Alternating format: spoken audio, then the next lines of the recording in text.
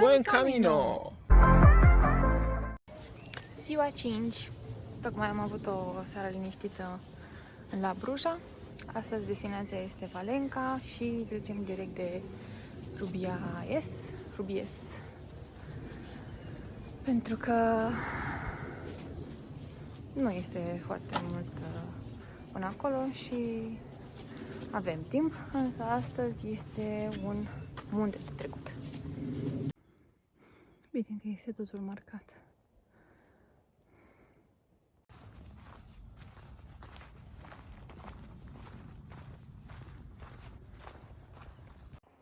Cineva chiar are nevoie de rășină.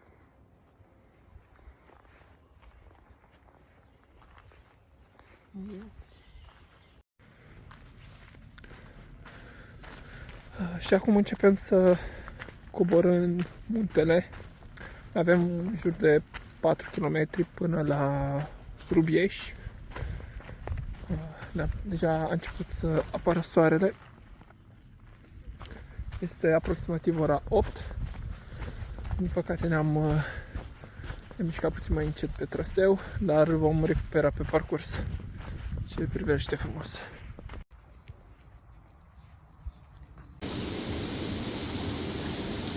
Puțină răcorire pe ziua de astăzi. Cu ocazia să spălăm și merele.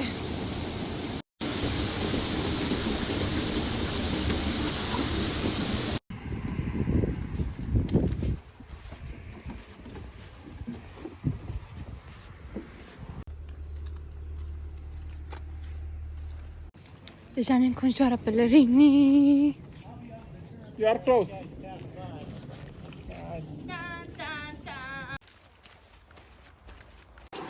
Tura 2.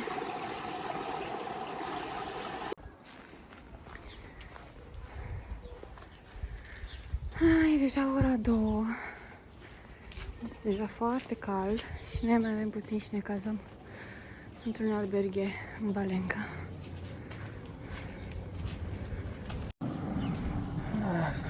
În momentul de față în Arao, undeva la periferia în Valența. Mai avem vreo 2 km și ajungem în oraș.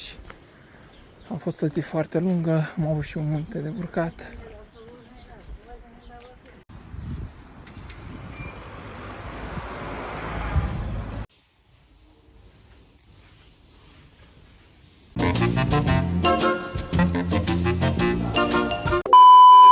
Ziua 5.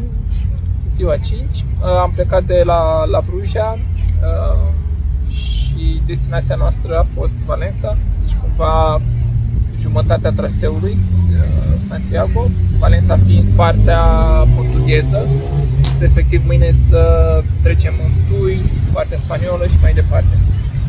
A fost un traseu spectaculos, poate cea mai frumoasă zi, aș spune, deși a început foarte dificil cu un munte de urcat. Deal mai mare. Un deal mai abrupt, să spunem, bine, cu ghiozdan în spate devine din ce mult mai greu, dar a fost un peisaj extraordinar. Am trecut pe lângă câteva râuri în care ne-am și scăldat în ele, deși apa era foarte, foarte rece, dar a fost super bună pentru picioare, dar ne-am plătit puțin fața, mâinile, picioarele, a fost super, super fain. De asemenea, cu prieteni pe care ne-am făcut pe parcursul acestor zile. Da, i-am tot întâlnit când e... Asta e fain, că cumva întâlnești aceiași oameni care te-ai obișnuit deja și cum ai niște legături. Când ei te depășesc, când tu îi depășești, tot așa.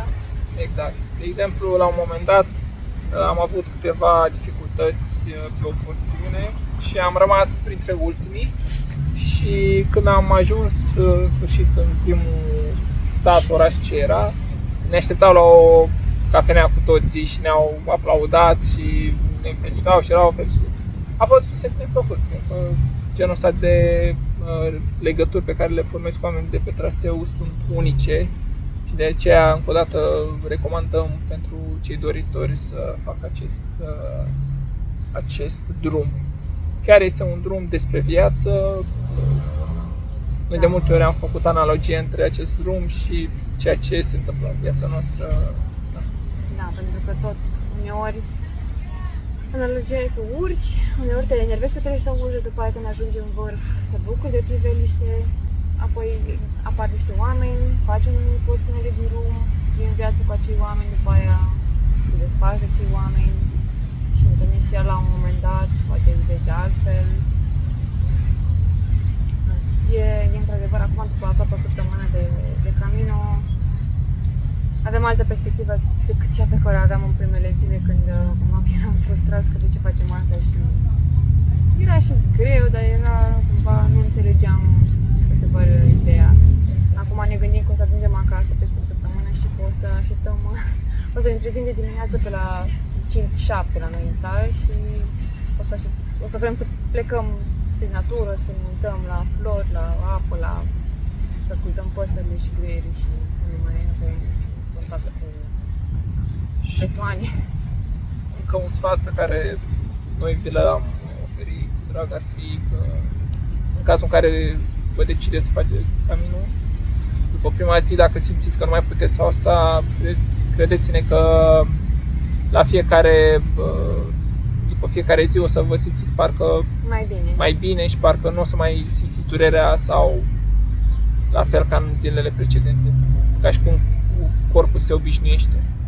Noi, de exemplu, am avut câteva strategii bine puse la cale, cum să avem grijă de corpul nostru, astfel încât suntem deja în ziua a 5-a și eu am o bătătură mică între degete, Iulia nu are. Însă a fost puțin arsă. A fost doar puțin arsă pentru că am subestimat vremea în prima zi. Puterea soarelui. Deși eram dată cu colorațiune, dar aveam sensibilitatea asta. Exact. Da.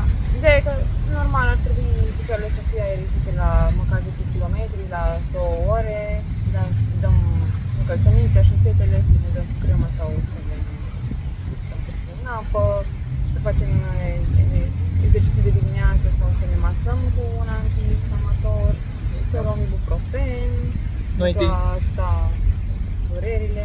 Noi, de exemplu, după prima zi simțeam niște dureri foarte mari în zona umerilor, contracturi musculare și astea, și a trebuit să le tratăm cu masaj și am început după prima zi să ne masăm și seara și dimineața și ne-a ajutat extraordinar de mult pe tot parcursul acestei prime părți, să spunem. Și vom face un video câte posibilități se poate ține un rucsac astfel încât să nu mor de spate.